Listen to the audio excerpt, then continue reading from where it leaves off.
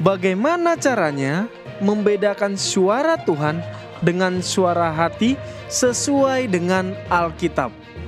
Terima kasih. Silakan pendeta. Membedakan suara hati dengan suara Tuhan. Terima kasih Pak Budi untuk pertanyaan ini. Ada istilah suara hati, lalu kemudian ada istilah juga suara Tuhan. Kalau untuk suara Tuhan, kita sudah tahu dengan jelas itu adalah firman Tuhan, yaitu Alkitab. Kita baca, disitulah kita boleh melihat apa yang Tuhan kehendaki kita lakukan. Itulah suara Tuhan. Bagaimana dengan suara hati? Di dalam Alkitab, bahasa Yunani, ada istilah yang namanya adalah suneidesis atau sinedesis. Yang kalau diterjemahkan dalam Alkitab bahasa Indonesia, ada dua istilah yang menggambarkan kata sinedesis itu. Yang pertama adalah kata suara hati. Ya, istilah suara hati. Kita boleh baca di dalam Roma pasal yang kedua ayat yang ke-15 dituliskan di sana. Sebab dengan itu mereka menunjukkan bahwa isi hukum Taurat ada tertulis dalam hati mereka, dan suara hati mereka turut bersaksi, dan pikiran mereka saling menuduh dan saling membela. Di sini ada istilah suara hati bersaksi. Berarti memang suara hati mengatakan sesuatu, memberikan pesan. Suara hati. Ada juga di dalam Roma pasal 13 ayat yang kelima, sebab itu kita perlu menaklukkan diri, bukan saja oleh karena kemurkaan Allah, tetapi juga oleh karena suara hati kita. Suara hati kita. Namun suara hati ini bisa juga berarti hati nurani. Karena kata sinedesis itu diterjemahkan sebagai suara hati dan juga diterjemahkan dalam Alkitab bahasa Indonesia dengan istilah hati nurani, hati nurani. Contohnya kita buka di dalam 2 Timotius pasal yang pertama, 2 Timotius pasal yang pertama, ayat yang ketiga mengatakan, aku mengucap syukur kepada Allah yang kulayani dengan hati nurani yang murni. Ada istilah hati nurani. Pertanyaannya adalah, apakah setiap perkataan atau suara hati itu boleh kita katakan sebagai suara hati dari Tuhan? Apakah kita boleh katakan semua yang kita dengar seperti ada intuisi atau ada hati nurani, seperti ada yang berbisik? Apakah itu boleh kita katakan datang dari Tuhan?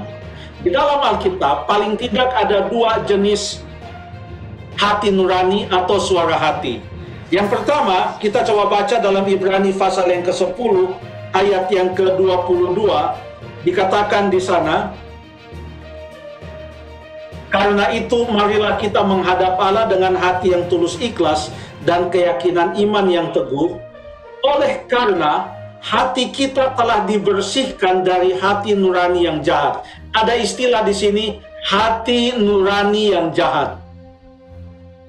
Kalau ada hati nurani yang jahat, apakah ada hati nurani yang baik?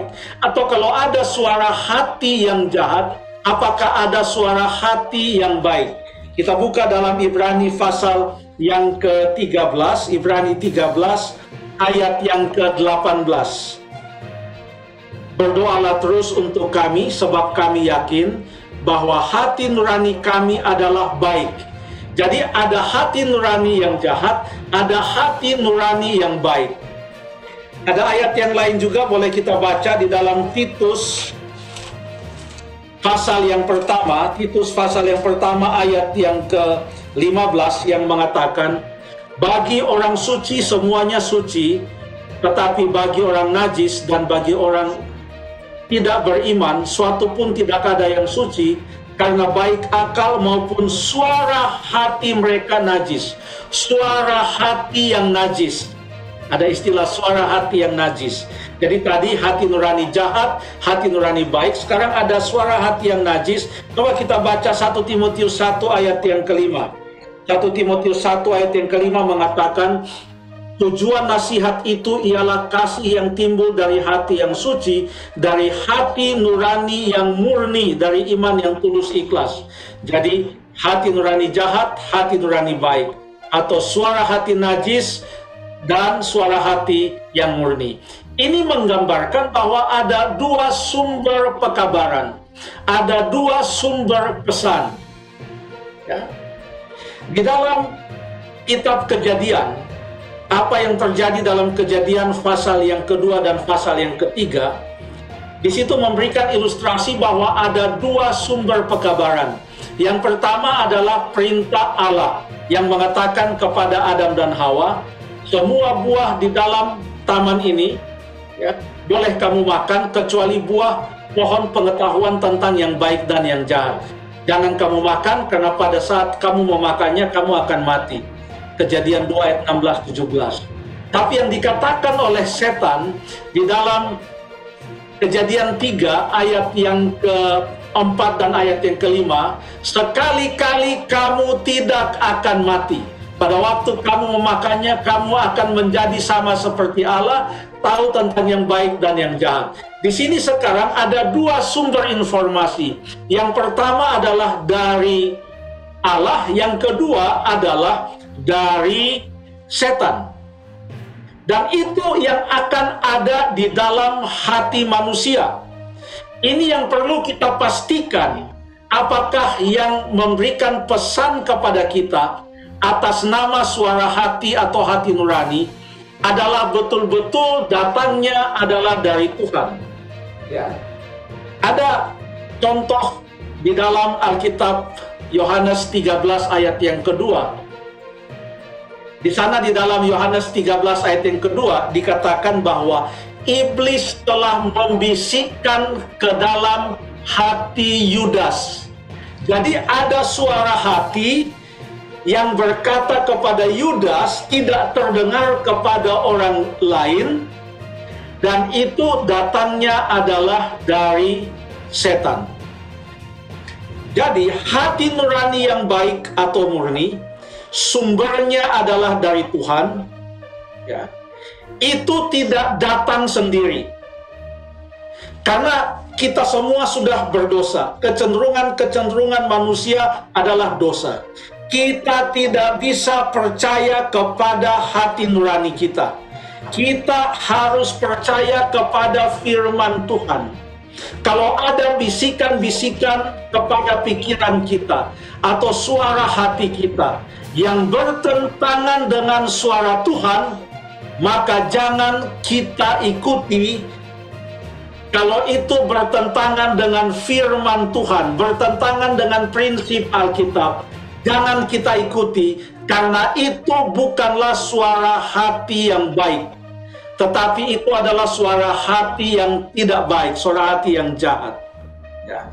Kita perlu mendengarkan suara hati yang datangnya dari Tuhan. Bagaimana itu bekerja?